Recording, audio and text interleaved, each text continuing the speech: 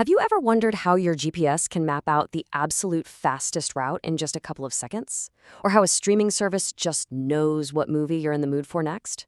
Well, spoiler alert, it's not magic. It's actually a kind of hidden rulebook, a secret code that's running our entire digital world. And today, we are going to decode those rules. All right, let's just dive right in. These rules, they have a name: algorithms. And once you start looking for them, you start to see them absolutely everywhere. So, let's start with the big one, the question that really gets to the heart of all of computer science. What exactly is an algorithm? I mean, you hear that word thrown around all the time, but what does it really truly mean? Okay, at its core, it's actually way simpler than it sounds. Think of an algorithm as just a recipe. Yeah, a recipe.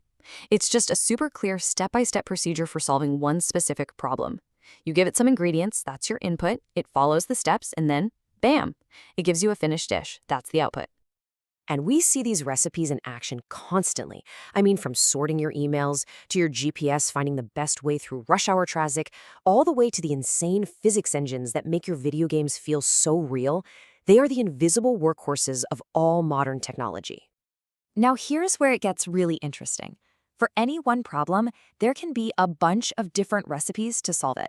So let's take a look at a really simple task to see how two totally different algorithms can get to the exact same answer, but take very, very different paths to get there. So here's our challenge. Imagine you have this huge, completely jumbled list of numbers, and your only goal is to find, let's say, the fifth largest number in that entire list. This is a classic computer science puzzle called the selection problem. Okay, so here are our two different recipes. Algorithm 1, well, it's the straightforward one. You take the entire list, sort it from biggest to smallest, and then you just pick the number in the fifth spot. Simple, right? But algorithm 2, it's a little more clever. It starts by just sorting the first 5 numbers. Then it walks through the rest of that giant list, and it only swaps in a new number if it's big enough to crack the top 5. See? They both get the same result, but their methods are completely different. And this brings us to the most important question of all. If both recipes give you the right answer, who cares which one you use?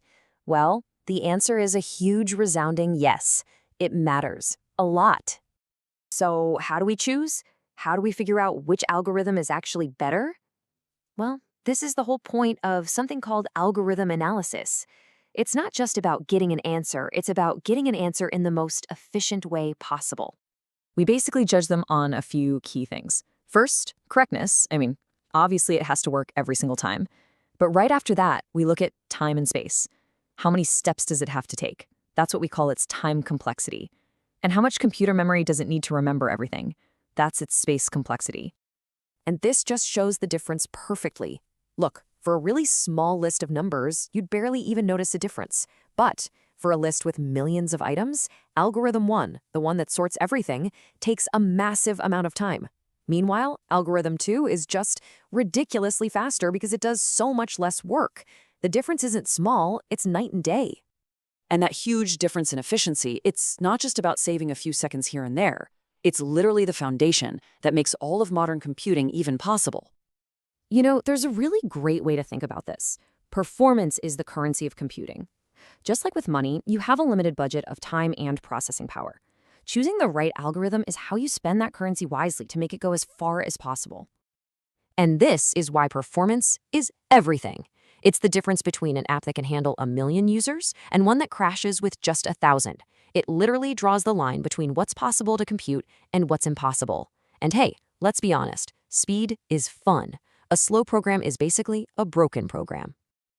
So let's see how this whole idea scales up, because the lessons we learn from a simple number puzzle are the exact same principles that apply to the most complex systems on the planet.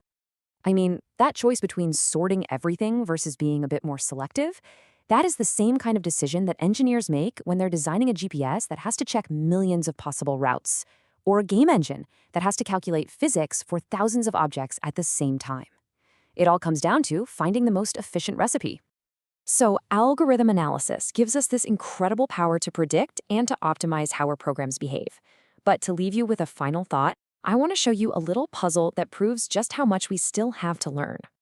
The rules of this algorithm look almost childishly simple, okay? You start with any whole number, If that number is even, you cut it in half. If it's odd, you multiply it by 3 and add 1. And then you just keep doing that over and over again until you get to the number 1. Now, here's the great mystery. We know this seems to work for every single number we've ever tried. But the real question is, can we prove that this algorithm will always finish? Can we actually predict how long it will take for any possible starting number, no matter how ridiculously big it is? And the answer is nobody knows. To this day, it is one of the most famous unsolved problems in all of mathematics. It just goes to show you that even in a field built entirely on logic and perfect analysis, there are still these simple, beautiful mysteries that are just waiting for a solution. It's a perfect reminder that the secret code that runs our world, well, it still has a few secrets of its own.